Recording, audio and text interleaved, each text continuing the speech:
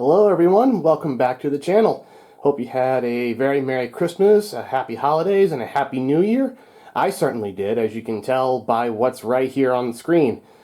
If you've seen me float around other O-Gauge YouTube channels and, on Facebook, maybe Instagram, you know that I have probably said once or twice or more that I have been wanting to get my hands on a Lionel Scale Hudson for the absolute longest time.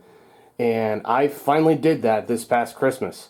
I got a bunch of gift cards, I got a bunch of Christmas money, and I decided to go for it. I have been eyeing this locomotive for about 2 months on trains.com. I just watched its price just slowly go down until it got roughly around 300, so that's when I decided to go for it. And this particular engine here is the Boston Albany 784 from 1986. I went with this engine particularly because it was different from all the other Hudsons. Most of them are black or in a somber gray. While this engine is black, it's got the white smoke box, the white stripe, the white running boards, the white stripe white walls on the drivers, and it just added a different touch to this engine. And I kind of put off putting off this video for a couple of reasons. One, if you can hear it in my voice, I have been sick for the last week and a half, and I'm kind of coming off it right now.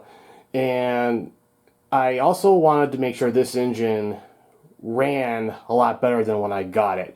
When I got the engine, it pretty much had power going to it, but it wouldn't move. So I took it apart and found that the main drive shaft was stuck with old grease and oil. It had just completely seized up.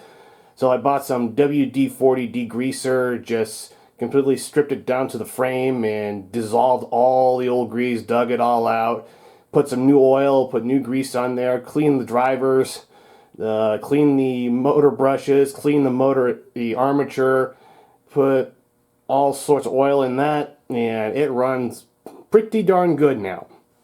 The tender, I haven't gotten to that yet. The mighty sound of steam is shut off for now.